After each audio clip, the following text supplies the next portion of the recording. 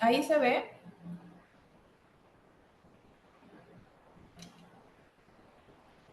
No, no se ve la pantalla.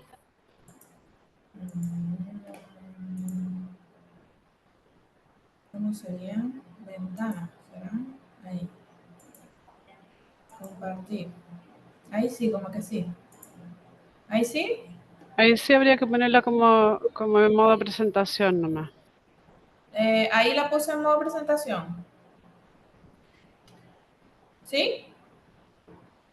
Todavía no se ve en modo presentación. ¿Y están pasando las imágenes? No.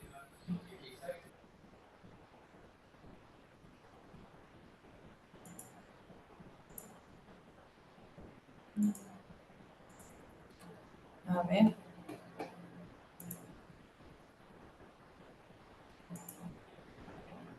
Varios participantes, no. Ventana, vamos a ver ventana entonces o pantalla completa. Pantalla completa. Compartir. Ahí, Dayan. Ahí sí. Sí, quizás avanza una para ver. Sí, perfecto. Ya, tiene que ser en la pantalla completa entonces. Ya voy a detenerla a compartir pantalla y bueno, Vamos a esperar el vamos fondo no está tan bonito con el. Vamos a esperar unos 3 minutos y ya Ya, están todos los asistentes, ya nos están viendo, así que ya. vamos a esperar unos minutitos para partir. Bueno.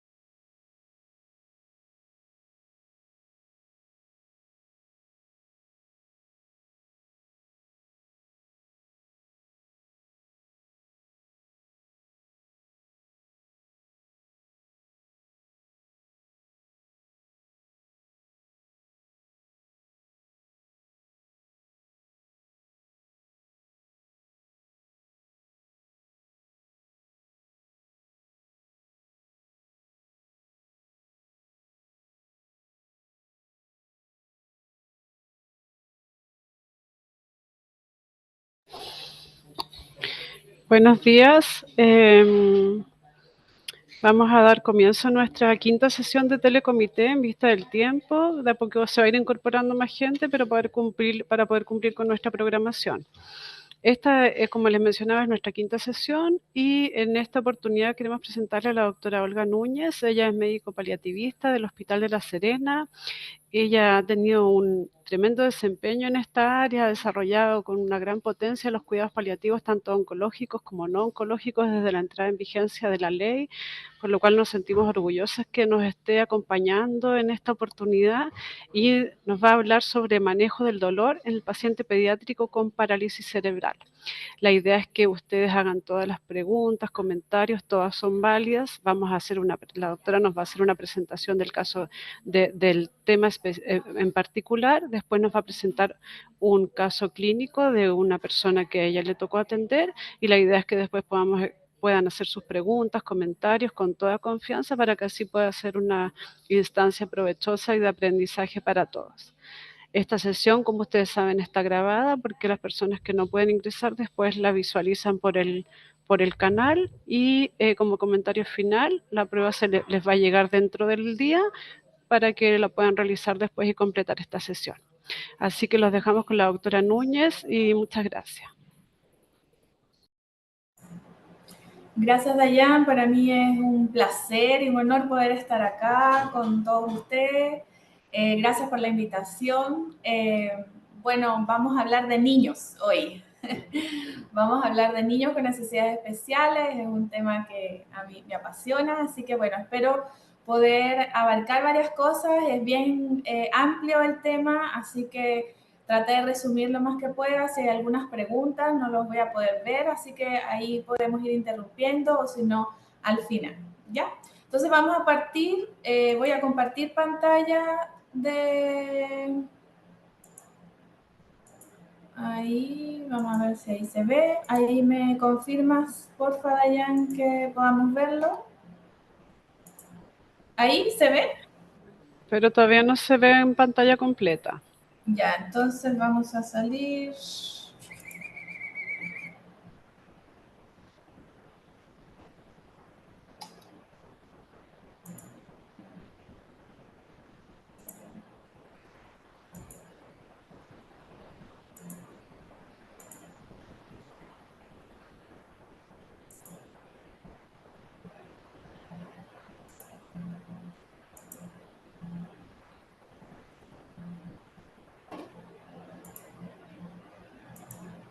Ahí.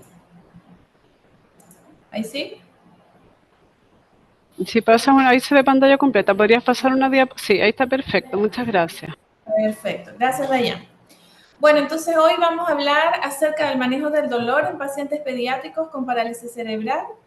Bueno, yo soy pediatra, estoy a cargo de la unidad de cuidados paliativos pediátricos y estoy adosada a la unidad de cuidados paliativos de adultos. Bien, y como esto se trata de niños, vamos a cambiar nuestro fondo y vamos a ver algo un poco más infantil. En nuestra hoja de ruta vamos a hablar de generalidades acerca de la parálisis cerebral, la causa, etcétera, de la parte del dolor, evaluación del dolor, que es bastante distinta en los niños. Vemos las causas, el manejo no farmacológico, manejo farmacológico y finalmente el caso clínico. ¿Ya? Bien, vamos a hablar de generalidades.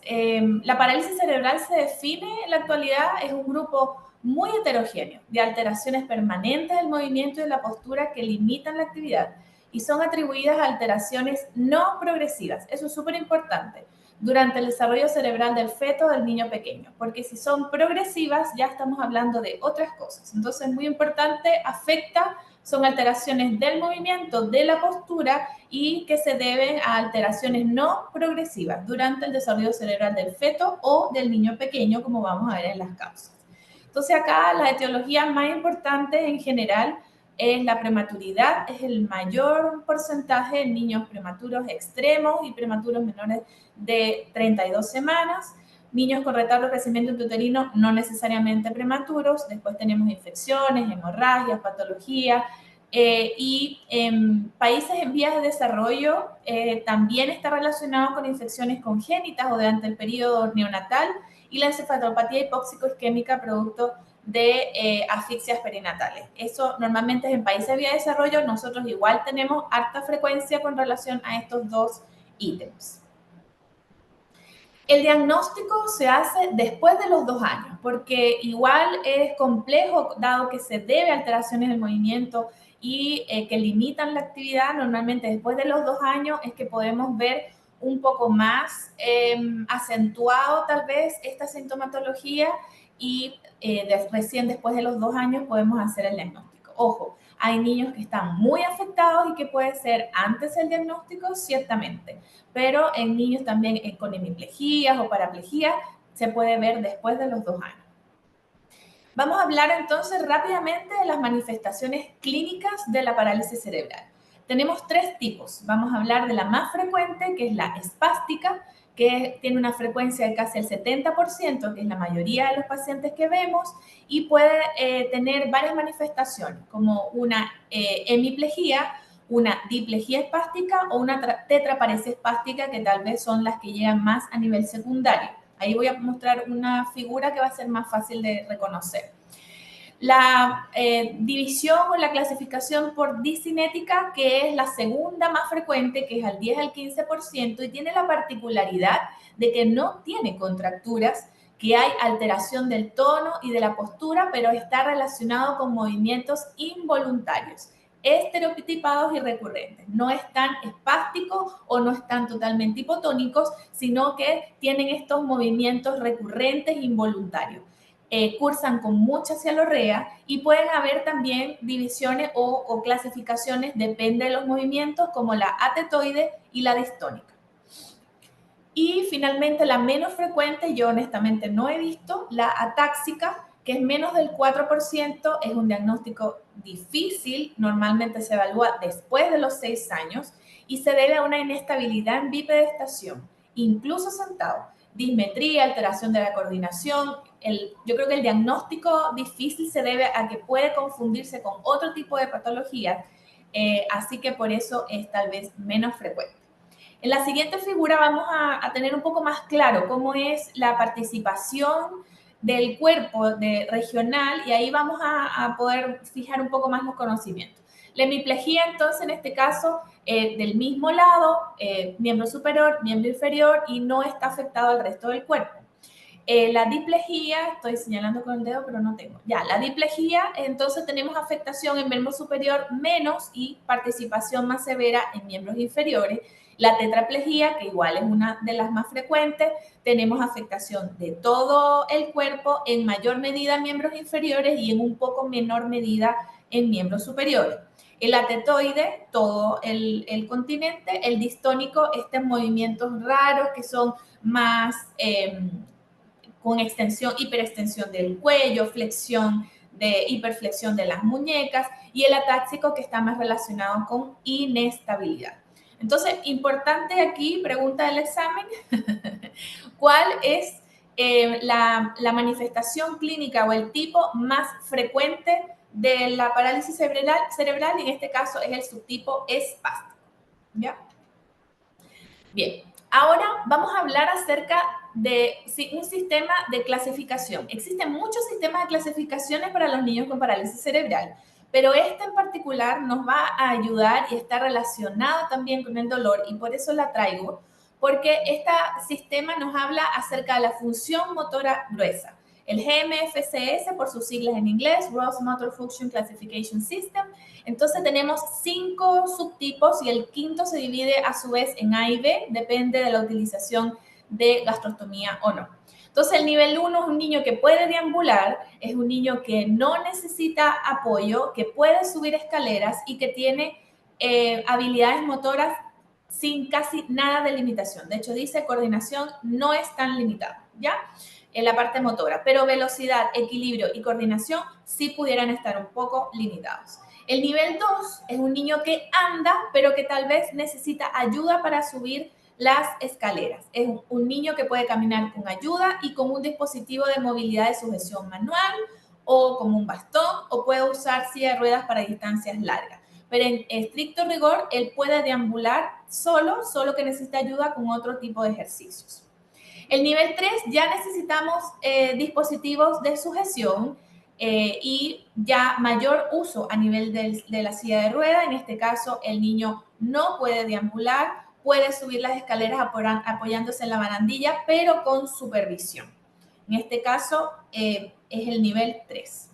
Y ahora vamos a hablar de uno de los que más afectación tenemos con relación al tema que nos interesa hoy, que es el nivel 4 y el nivel 5.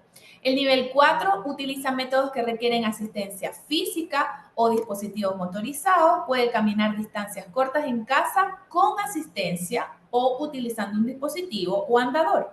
Y en la escuela el niño debe ser trasladado en silla de ruedas. Este niño tiene control cefálico, este niño probablemente tiene algo de control al miembro superior escapular, pero necesita el dispositivo en silla de ruedas o motorizado para la mayoría del tiempo. Y el nivel 5 es un niño que es totalmente transportado en silla de ruedas, en este caso manual, porque no puede manejar motorizado, porque no tiene control ni cefálico ni de miembro, y tiene una limitación en el control de cabeza y tronco y necesita ayuda el 100% del tiempo. Este nivel GMFCS 5 se divide en A y B, depende de los que necesiten o no gastrostomía. Estos dos últimos niveles, 4 y 5, la mayoría de los niños pueden ser no verbales, ¿ya? Entonces, especialmente el nivel 5, la mayoría de los niños son no verbales con déficit cognitivo severo. Entonces, eso también es importante. Bien, entonces vamos a hablar un poco de las características de estos niños con dolor. Aquí les estoy trayendo un artículo que habla acerca del manejo del dolor agudo y crónico. En este artículo nos habla a que para ellos y N de pacientes, la mayoría de ellos tenían dolor agudo, y vean la segunda ítem, 48% refirieron ambos tipos de dolor. Casi la mitad de los niños reportaron dolor agudo y crónico, y el 31% reportaron dolor crónico. Entonces, definitivamente, el dolor es un síntoma frecuente. El segundo ítem que me llamó mucho la atención es que el EVA puede ser 5 más menos 2. Es mucho en unos niños con dolor moderado, y algunos si es más menos 2, un 3, que sería leve, pero igual, y como vamos a ver más adelante, la mayoría de estos niños no tenían tratamiento, ¿ya? ¿Dónde refieren el dolor? Refieren dolor en extremidades inferiores, y la mayoría de los que reportaron dolor crónico, el 31% de los que reportaron dolor crónico, son del grupo de la clasificación que les dije anterior, entre el 3, 4 y 5. Es más frecuente en tetraplégicos, y la frecuencia del dolor, ojo, es todos los días. Así que encuentro que este artículo habla de un deterioro de la calidad de vida, además, que no puse acá, pero encuentro muy frecuente con un EVA muy alto, y que sea también intervenido en pacientes no verbales, que lo vamos a ver más adelante. El artículo que les mandé es un artículo, es un artículo chileno que hicieron de la Teletón en el 2017, y es con casuística de acá, y tiene un N no menor de 187 pacientes, y vean las estadísticas, 51% de los pacientes presentaron dolor crónico, es harto, y de ellos 54% verbales y 51% no verbales. Ellos describían el artículo, no sé si lo pudieron revisar, de que igual les llamaba la atención que tenían menos porcentaje los no verbales, pero que podía ser por subdiagnóstico, por falta de diagnóstico, o porque los papás normalizan un poco las conductas que pudieran reflejar dolor. Y eso es muy, muy interesante. Otro porcentaje importante es que la mayoría de estos pacientes, 61%, reportaron dolor severo. Y eso definitivamente, el siguiente porcentaje nos habla de que limita su vida diaria. Yo encuentro que un paciente no verbal que tenga un dolor severo, definitivamente es una calidad de vida muy, muy deteriorada, un estado de dolor crónico que no está controlado o mal controlado.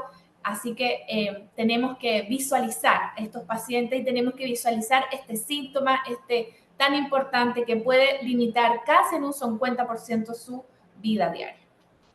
Entonces, en resumen, el dolor es un síntoma frecuente, puede tener relación del GMFCS y la severidad o duración del dolor, y que está relacionado especialmente en niños con el GMFCS mayores de 3. 3, 4 y 5. Los pacientes no verbales tienen menos frecuencia de diagnóstico y que lo más probable es que sean subdiagnosticados. Y otra limitante que tenemos es que la evaluación del dolor en este tipo de pacientes puede ser dificultosa. ¿Ya? Entonces, pregunta de examen. Ahora vamos a hablar acerca de las causas. Las causas en general, cómo buscamos dolor y en qué tenemos que pensar en el dolor. Tenemos causas infecciosas, que serían causas de dolor más agudas, como infección de tracto urinario, otitis, abscesos dentales o problemas con la parte dental, y las relacionadas a ostomías, sea porque tienen alteraciones a nivel de la piel, eritema, etcétera. Entonces, pero muy importante, y aquí voy a hacer énfasis en la otitis, porque muchas veces como médicos de adultos nos olvidamos un poco que en los niños igual es importante evaluar el oído, porque ellos tienen mucho más chance, más frecuencia de hacer otitis, y estos niños pueden quedar con otitis crónicas o recurrentes por tal vez que no hacemos el diagnóstico a tiempo. Después tenemos causas gastrointestinales, como la esofagitis. La mayoría de estos pacientes tienen reflujo, así que es un tema importante, especialmente los pacientes no verbales que están postrados. La úlcera gástrica, pacientes multipolifarmacia, que igual tampoco tenemos serios problemas para los diagnósticos. Y la constipación. La constipación yo creo que es un problema muy frecuente, tanto en los niños deambulantes o no deambulantes, y obviamente peor en los niños postrados, dado por la postración, por la calidad de la alimentación, por la mayoría de ellos usa gastrostomía, no el pobre paso de fibra, etcétera, y que igual puede ser un problema y puede ser una de las causas de dolor, en este caso no necesariamente aguda. Y después tenemos una de las más importantes. ¿Se acuerdan? En el paper anterior decían que el dolor era en miembros inferiores. Ya, esto es como la causa, o aquí tenemos reflejado esto. La mayoría de estos pacientes tiene subluxación de cadera por la espasticidad. Acuérdense que estamos hablando de que la manifestación clínica son las espásticas, y las tetraparesias igual son frecuentes, o las diplejías. Entonces tenemos posibilidad de hacer subluxación de cadera, fracturas acostados solo por movilizaciones, niños que tienen déficit de vitamina D, por diferentes anticonvulsivantes que igual pueden afectar este proceso, y obviamente la postración o el reposo. Posiciones incómodas. Muchos de estos pacientes, tal vez que no sé si han podido ver, tienen escoliosis severa y tienen algunas vicios de posición por la espasticidad, y tienden cada vez a estar más hacia un lado y les incomoda tal vez rotarlos de postura. Entonces, el mantener estas posiciones sostenidas, además de las lesiones por presión, igual pueden provocar dolor. Y lo que ya les comentaba, las lesiones por presión, que estamos a revisar los yesos, las OTP. Muchos de estos pacientes tienen OTP y que necesitamos revisar.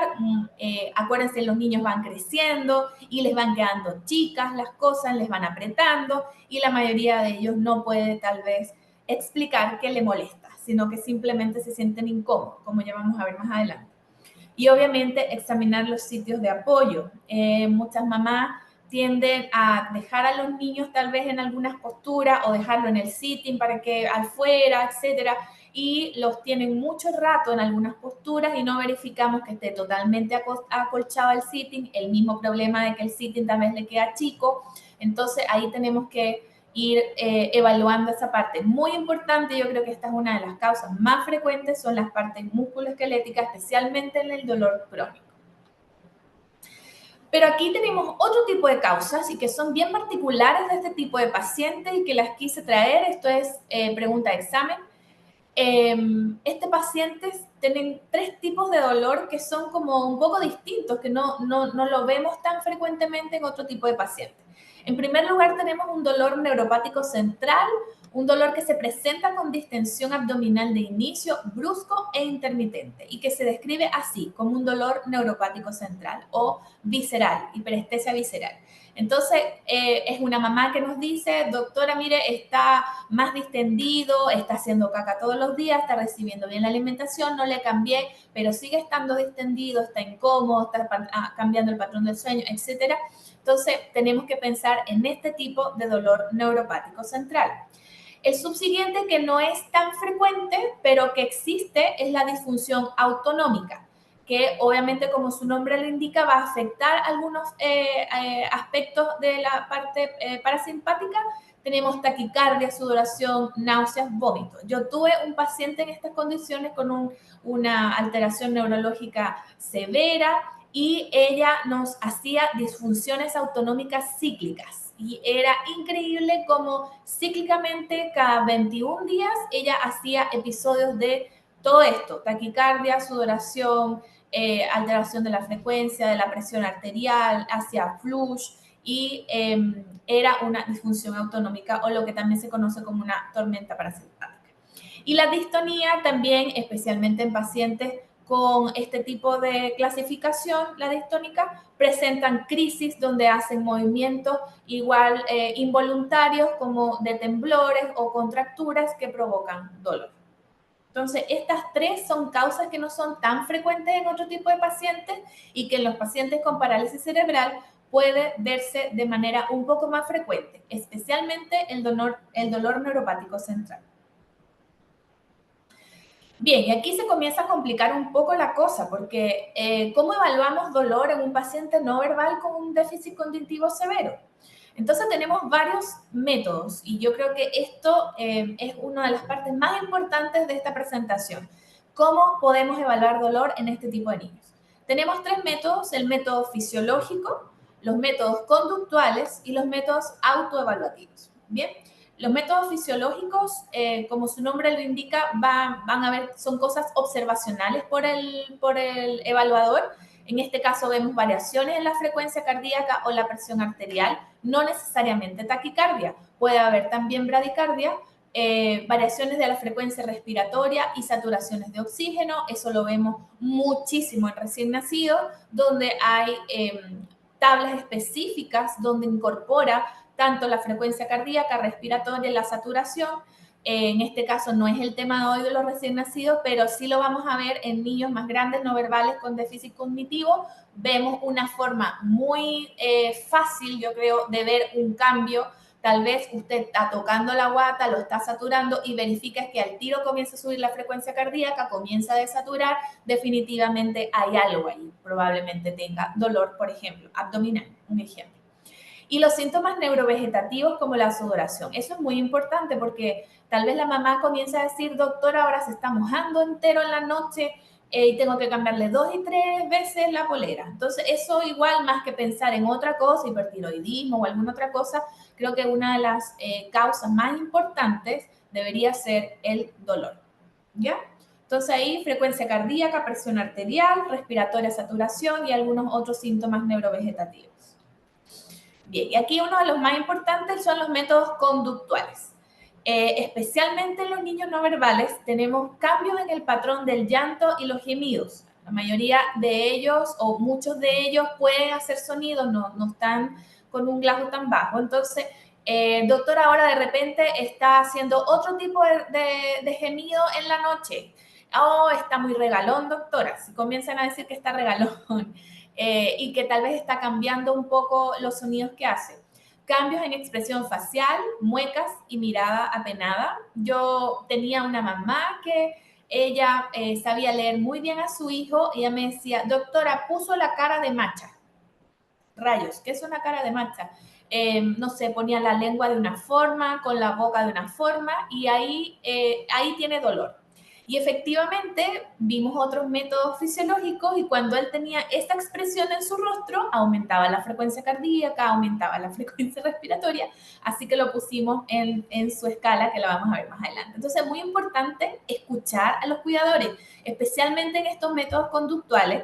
Algunas veces tomamos que las mamás están como, oye, ¿cómo pueden comunicarse tan fácilmente o cómo saben leerlo? Es que ellas están con ellos 24/7 y los niños pueden comunicarse con sus mamás de otras formas no verbales, por ejemplo, en los niños no verbales.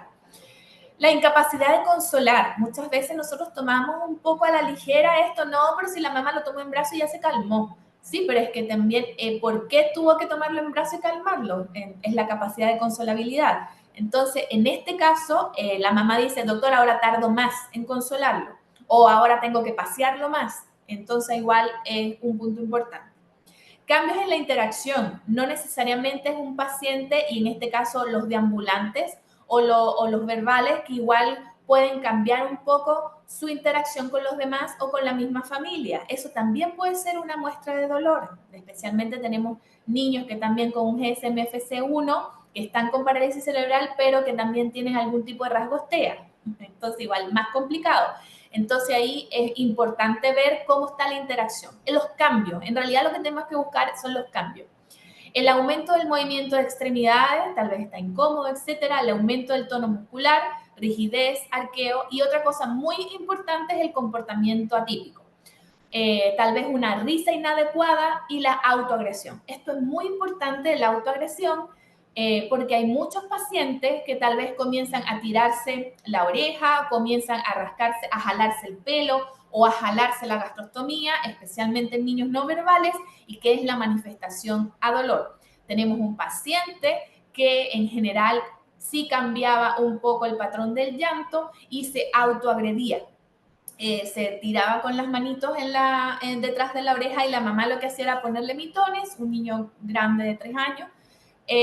Doctores, que se está tirando, no sé por qué se está tirando, pero ahí le corté las uñas, eso porque tiene las uñas largas. Y definitivamente después vimos que él tenía un dolor musculoesquelético. Al atender al dolor, santo remedio, se dejó de agredir. Bien, y aquí tenemos dentro de esta evaluación conductual, tenemos esta escala R-FLAG, que también es pregunta de examen. La puse con monitos porque creo que es más fácil para entender más que puras letras. Y tenemos varias características de los niños que nosotros podemos evaluar si es que tiene dolor o no. Entonces, estas 5 características: la expresión facial, el movimiento de las piernas, qué tipo de actividad tiene, el llanto y la capacidad de consuelo. Y lo que hace esta escala distinta a la FLAC, que es la escala normal que tal vez tenemos en otro tipo de pacientes, es el último ítem de comportamientos individualizados. Aquí está el mouse. Comportamiento individualizado. Esto lo va a llenar la mamá.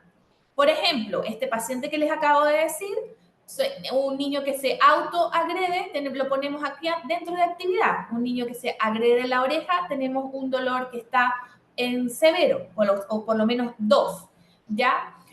No sé, las piernas, por lo menos en este caso pusieron el ejemplo, piernas y brazos pegados al cuerpo, temblor en las piernas. Entonces, esto es lo distinto de esta escala en comparación a la escala FLAC, de que es específica para cada paciente con sus necesidades especiales, con sus restricciones. Entonces, la mamá puede rellenar específicamente. Esta escala es de Pedrito y solo es de Pedrito. No podemos usar la escala de Pedrito con Juanito, por ejemplo. Entonces, definitivamente aquí va a ser muy importante la observación. Bien, el modo 1 es un poco más distinto, no es tan distinto del 0. Vean que aquí está incómodo, aquí hace una mueca o fruncimiento, se retuerce un poco, balanceo, se tranquiliza con la voz o el abrazo, y acá se logra tranquilizarse en el abrazo. El llanto igual es un llanto leve, tal vez pusiera aquí, es un llanto que es intermitente. El 2 es difícil de controlar o tranquilizar, es difícil de consolar. Tú ves a la mamá dando vueltas con el bebé o con el niño en brazo. Y la posición, cuerpo arqueado, rigidez espástico, pataleo o más bien que esté inmóvil, y mandíbula tensa o temblor en mentón. La escala igual es como la que ya conocemos, de 0 a 2 leve, 3 a 5 moderado, del 7 al 10 igual severo. Bien, y los métodos autoevaluativos normalmente lo usamos en niños verbales y en niños mayores de 4 años, es súper importante. Y depende del déficit cognitivo, porque podemos tener un niño deambulante, un niño verbal de 2 años, que va a ser muy difícil que él se autoevalúe el dolor. Entonces tenemos que ocupar la FLAC, ¿ya? En este caso voy a poner atrás. quitaríamos este comportamiento individualizado y ocupamos el FLAC solo para este tipo de niños deambulantes con GFS1 de 1. Entonces, ¿qué podemos usar acá? Tenemos la escala de Wong-Baker, que es la famosa escala de caritas, que es fácil explicarle al niño que tal vez, vamos a ver, ¿qué carita tienes hoy? Hoy el acero es una carita sonriente, tenemos que explicar un poco la diferencia, cuesta un poco diferenciar, especialmente entre 2 y 4 o entre 6 y 8. Normalmente no ocupamos colores porque los colores pueden identificarlos ellos por mi color favorito. Voy a decir 8 porque es roja, por ejemplo. Entonces, tratar de poner, como lo tengo en la lámina, una carita sin color, pero tratar de explicar más o menos cómo es la característica. Aquí me duele un poquito, todavía estoy feliz, pero me duele un poco. El dolor, el 4, me duele un poco más, ya no estoy feliz, ya estoy abriendo un poquito más los ojos. El 6, ya me comienzo a estar triste, duele aún más. Entonces, es muy importante explicarle al niño y a la cuidadora cómo debería evaluar dolor. Obviamente, normalmente esto no pasa en una primera evaluación, normalmente debe educarse a la mamá, al cuidador principal, para que entonces lo practiquen en casa y eventualmente ya el niño comienza a comprender. Ya la evaluación es la misma. Y finalmente la que yo creo que todos conocemos, que es la escala visual analógica para niños más grandes, niños verbales y que conozcan los números, es importante. Ya esta la conocemos. Bien, entonces ya identificamos, ahora tenemos que subirnos a nuestra tabla de surf y vamos a surfear esta ola del dolor. Bueno, puse esta lámina, yo creo que todos nosotros podemos reconocer esta lámina y de una forma importante, pero yo quise ponerla porque también en los niños que están postrados, que son no verbales, que tal vez no tienen tanta interacción en el medio, también nosotros tenemos un componente de dolor total. No necesariamente por su déficit cognitivo, nosotros vamos a pensar que solamente tienen afectaciones físicas. También tenemos afectaciones emocionales y de apego, tal vez mucho más sencillas. Los aspectos sociales y familiares en pediatría es muy, muy importante. En este caso, acuérdense que en los casos de los niños tenemos familias, no vemos niños aislados, pacientes aislados, tenemos familias, tenemos que explicar a una mamá que es la tutora legal de este paciente y que ella toma las decisiones y que tenemos que también representar las necesidades del niño. Entonces los aspectos sociales y familiares son muy importantes, como lo vamos a ver en el caso clínico. Ya el aspecto espiritual, lo mismo. Tal vez en niños más pequeños y ya verbales, este aspecto espiritual se trata también del pensamiento mágico, de la experiencia que tuvieron con abuelitos fallecidos o otras experiencias con personas sufrientes en su familia, con dolor tal vez crónicos en otros miembros de la familia, que pueden también reflejar en ellos de una forma muy sencilla y con un pensamiento mágico esto de la trascendencia o esto también del sufrimiento. ¿Ya? Bien, entonces vamos a hablar del manejo no farmacológico, que es muy importante en los niños. Aquí acuérdense que los niños igual tienen grandes capacidades y tolerancias del dolor. Yo siempre reconozco que especialmente los recién nacidos son los seres humanos más tolerantes al dolor. Y por ende vamos ascendiendo hasta la adultez, donde ya se nos acaba un poco con el respeto de todos los médicos y adultos. ¿Y por qué lo digo? Porque los niños, estos métodos no farmacológicos pueden ser bastante efectivos y muchas veces no los tomamos tanto en cuenta. Vamos a hablar de métodos cognitivos, que son los que más conocemos, la distracción, los juegos, los cuentos, las canciones. Hay igual estudios en Estados Unidos, en Boston, de hipnosis, especialmente en dolores severos y crónicos, pero de personas capacitadas. Pero una cuidadora puede hacer un juego, puede cantar. Ha pasado muchas veces que siempre que escuchan una misma canción cantada por la mamá o cantada por la abuelita, que siempre se la canta, pueden calmarse más fácilmente y no necesitar tal vez otras dosis de medicamento. Comportamiento, especialmente en niños más grandes y verbales, técnicas de respiración, técnicas de meditación, que ahora hay harta experiencia. Y después tenemos la parte física, que es la que más usamos, los métodos físicos. La terapia frío-calor, dan masajes. En el estudio que les mandé, hablaba de que la mayoría de los pacientes de las familias ocupan este tipo de terapia de frío, calor y de masajes como tratamiento para el dolor crónico. El reposicionamiento, las férulas para las manos y extremidades inferiores, muy importante. Los usos de las OTP, muchos de los niños no toleran OTP duras, entonces hablar con el terapeuta ocupacional, de cambiar tal vez las características, poner más bandas elásticas, etcétera. Entonces es muy importante como método físico para manejo del dolor, especialmente en el dolor nociceptivo. Baños calientes, igual hablamos de termoterapia, el cambio de pañales o unos pañales muy apretados, las mantas con peso, especialmente en niños con trastornos de conducta que sean verbales, puede ser muy efectivo estas mantas con peso. Estimulación vibratoria, que igual normalmente los fisioterapeutas ocupan harto. Y después voy a hablar acerca de los síntomas gastrointestinales, una cosa muy sencilla como aspirar el contenido gástrico por la gastrostomía previa a la alimentación puede ayudar a mejorar síntomas gastrointestinales. Mantener abierta la sonda de gastrostomía como chimenea para eliminación de gases, el hecho de poder mantener limpio y hacer buenas curaciones, la educación de los cuidadores para la mantención de la piel periostomal en la gastrostomía o la ileostomía y la aromaterapia. Ahora, en niños igual tenemos que ver bien lo de la aromaterapia, especialmente en niños que también tienen desnutrición, que afecta mucho a los niños con GMSF5 y que no son verbales, que están desnutridos severos por los trastornos de deglución, etcétera. Entonces ahí tenemos que tener cuidado con la aromaterapia, especialmente con algunos compuestos como la lavanda, que pueden igual hacer algún tipo de intoxicación, pero en niños más grandes y con personas que sepan se puede ocupar como terapia física. ¿Ya? Bien, ahora vamos a hablar acerca del manejo farmacológico. Y lo primero que tenemos que ver, hay algunas diferencias pequeñas, pero sí hay con relación al uso de los fármacos en los adultos. Lo primero es que en pediatría tenemos que velar por un uso de vías de administración apropiada.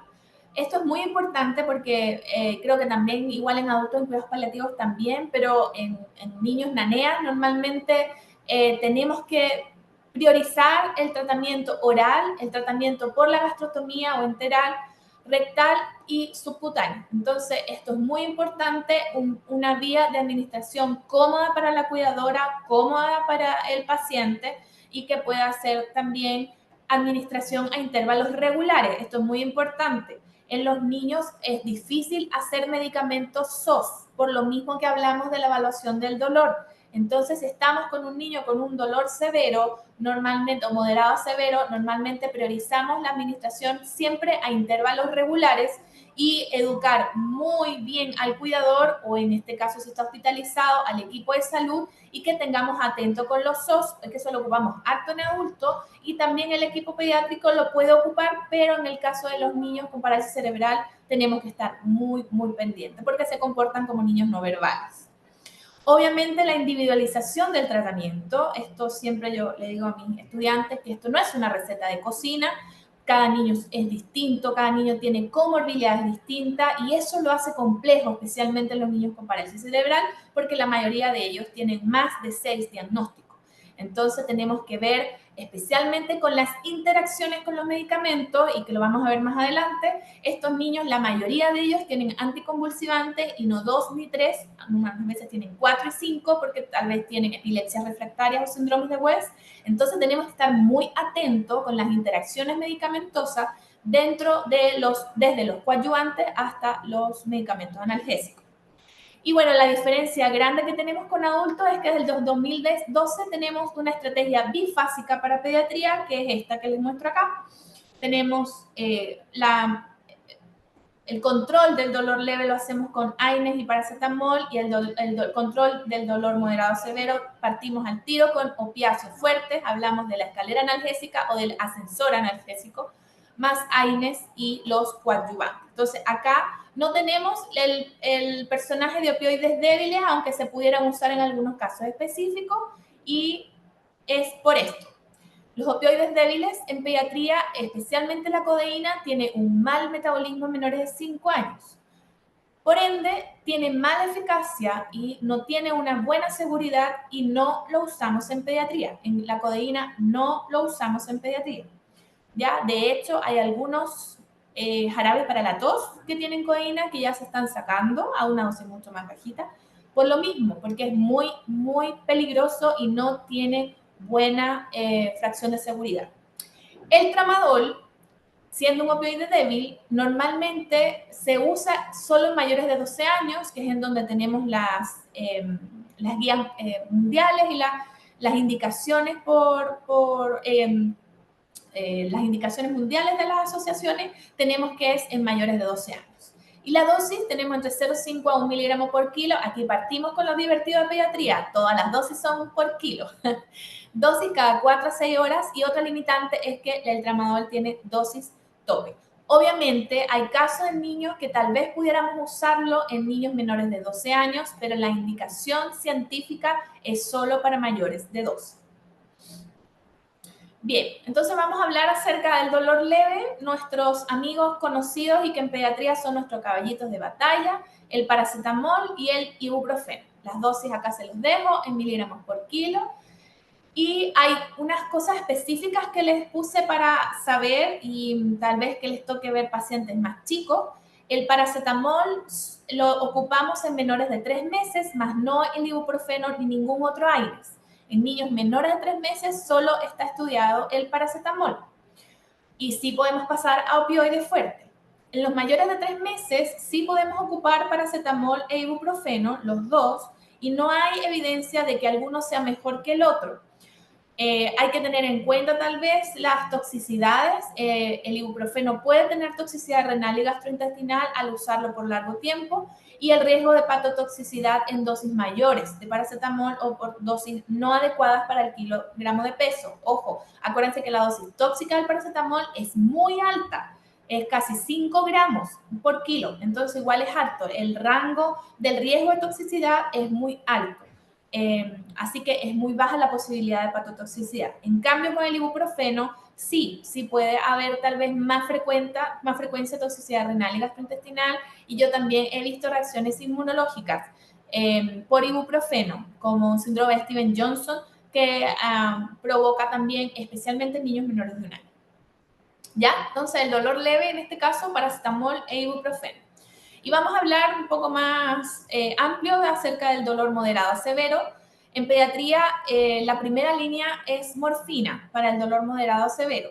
Y su uso es en dolor agudo de origen nociceptivo o dolor irruptivo. Y también es muy útil en tormentas autonómicas intermitentes o disnea a dosis menores. Normalmente se usa a dosis de disnea, que es la mitad de la dosis que normalmente ocupamos para el dolor, igualmente en las tormentas autonómicas. Pero el opioide de entrada con los niños es la morfina. Acá tenemos morfina oral. Y además de que esta morfina es en gotas o en solución, entonces es mucho más fácil de prescribir en niños, tal vez, no sé, un niño de 13 años con una parte cerebral que tiene 13 kilos, por ejemplo. Entonces, no, es mucho más fácil la prescripción de medicamentos.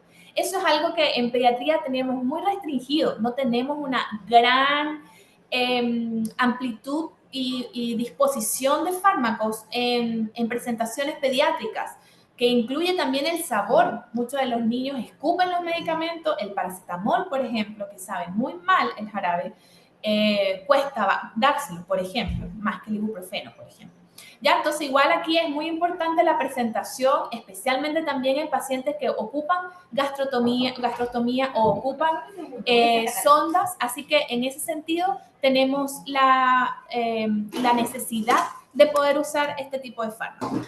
También otro tipo de fármacos que tenemos, especialmente en dolor moderado, tenemos el metamizol, especialmente en postquirúrgicos y que son agudos, y el celecoxib. El celecoxib también, o otros COX-2, tenemos esta disposición de medicamentos, pero no la tenemos en presentación pediátrica. Por ende, es complicado darlo, pero lo hemos usado en vista de que mejora y que tiene mucha indicación, especialmente para los pacientes con dolor musculoesquelético. ¿Ya? Bien. Bueno, aquí les traje una lista, no la voy a leer toda, solo lo traje para referencia. Estos son dosis iniciales, esta es de la Organización Mundial de la Salud.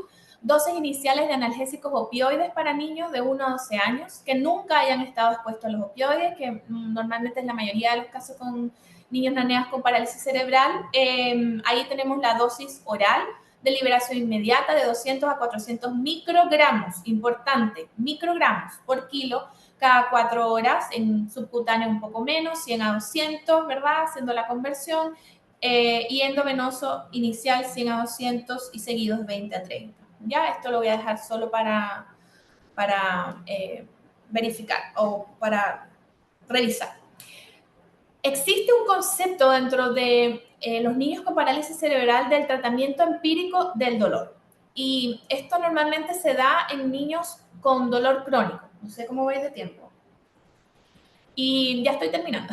El comportamiento del dolor que tenemos agudo versus crónico, cuando indicamos este dolor que no sabemos si es más agudo o crónico, pero que es un dolor moderado, tenemos que tratar el dolor de forma empírica y estudiar al agudo.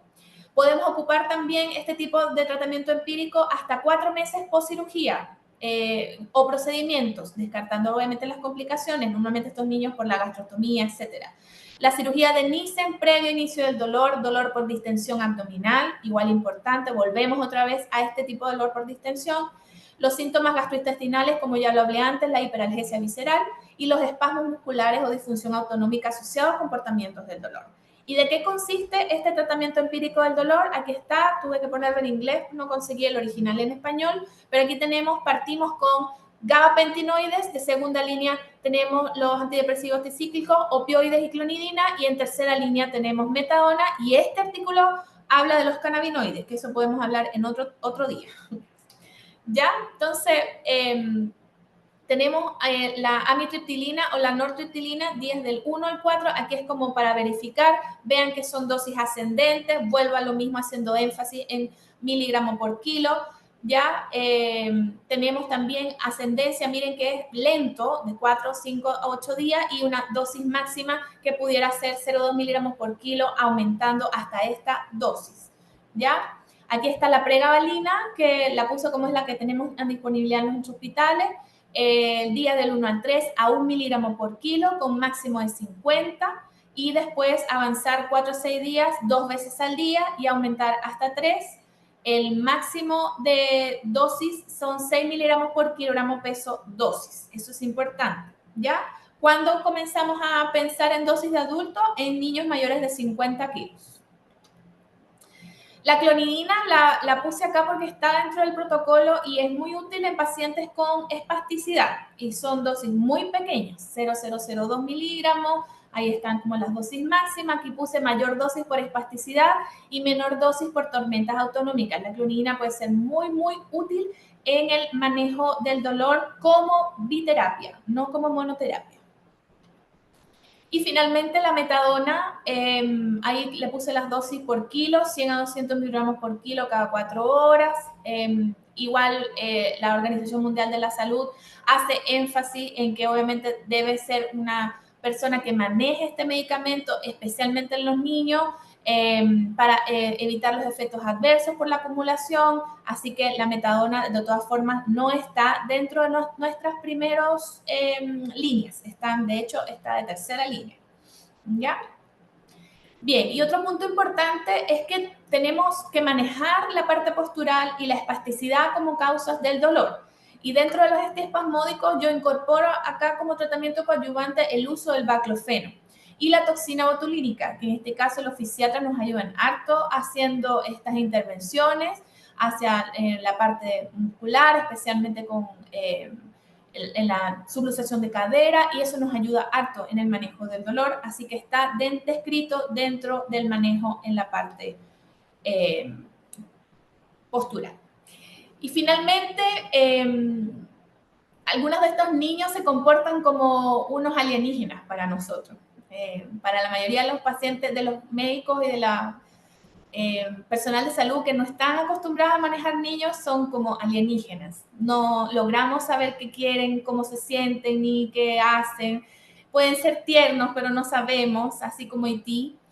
pero con nuestra ayuda, estos niños que tal vez están sufriendo, estos niños que necesitan de nosotros, se pueden convertir en niños con una mejor calidad de vida, con una mamá tranquila, y aquí puse la foto también de una cuidadora, que un niño que tiene bastantes limitaciones, que tiene bastante necesidad de apoyo, pero que puede sonreír y que puede tener una calidad de vida él y su familia como se merece.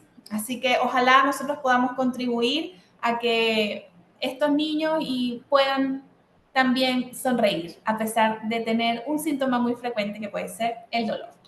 Muchas gracias. Gracias, Olga, por la presentación. Muy clara, yo aprendí mucho, yo creo que todos han aprendido mucho. Hay algunas preguntas en los grupos, no sé si te las puedo ir haciendo. Ya, ahí queda para...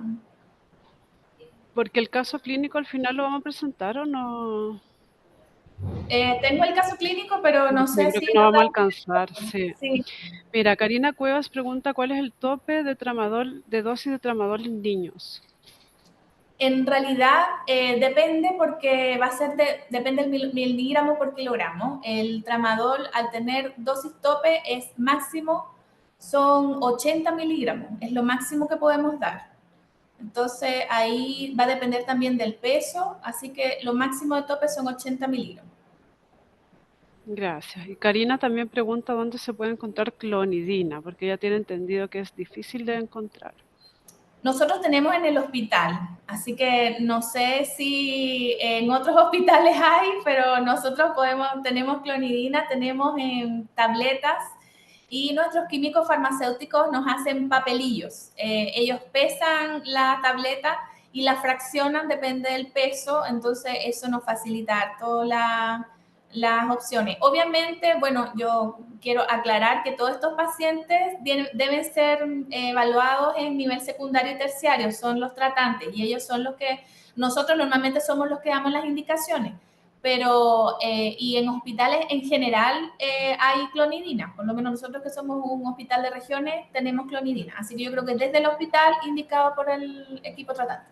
Quizás, Olguita, nos podrías reforzar cómo lo hacen ustedes con farmacia como modelo de ejemplo para los otros equipos de otros hospitales. Sí, nosotros, por lo menos yo hago la indicación, hago cálculo por miligramo por kilo y hablamos con la químico farmacéutico. Hay algunos medicamentos que no podemos fraccionar, pero hay otros que sí se pueden. Ahí tendrías que hablar con la químico farmacéutico y ella tiene que asesorarse.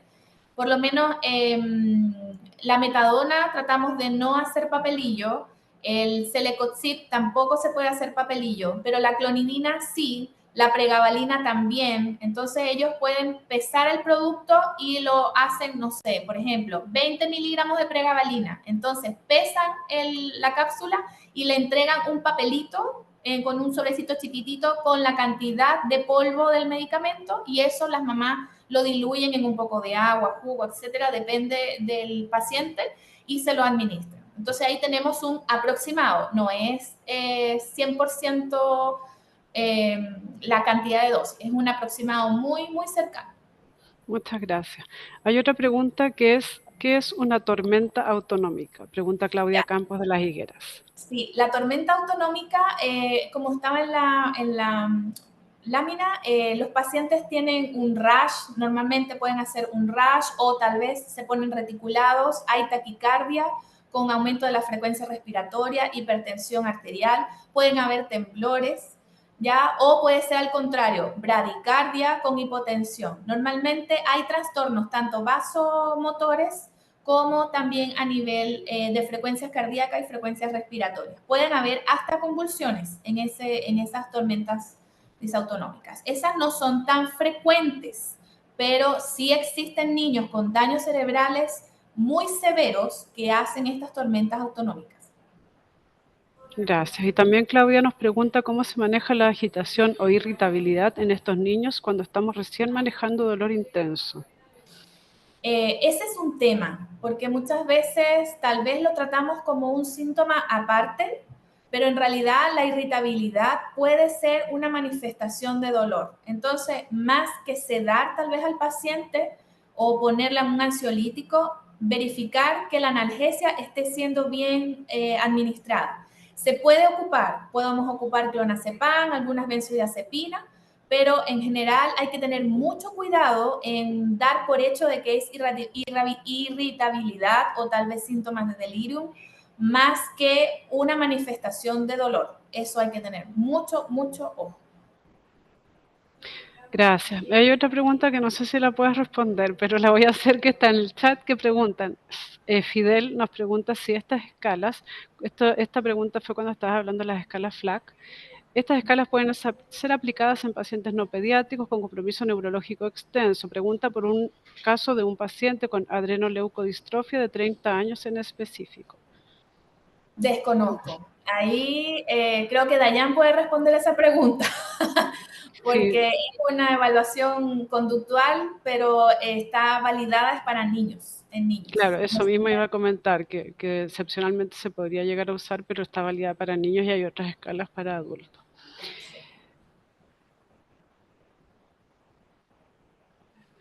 Bueno, hay muchas felicitaciones y agradecimientos en el chat por la clase, estuvo muy buena, yo creo que ya estamos justo en nuestro tiempo y siempre este comité ha respetado el tiempo, así que, bueno, agradecerle a todos por su participación, estén atentos a responder la evaluación para completar este ciclo y agradecerle muchísimo a la doctora Núñez, a Olga por esta tremenda presentación que nos hizo, yo creo que todos aprendieron, yo aprendí mucho, así que un abrazo grande y muchas gracias por todo.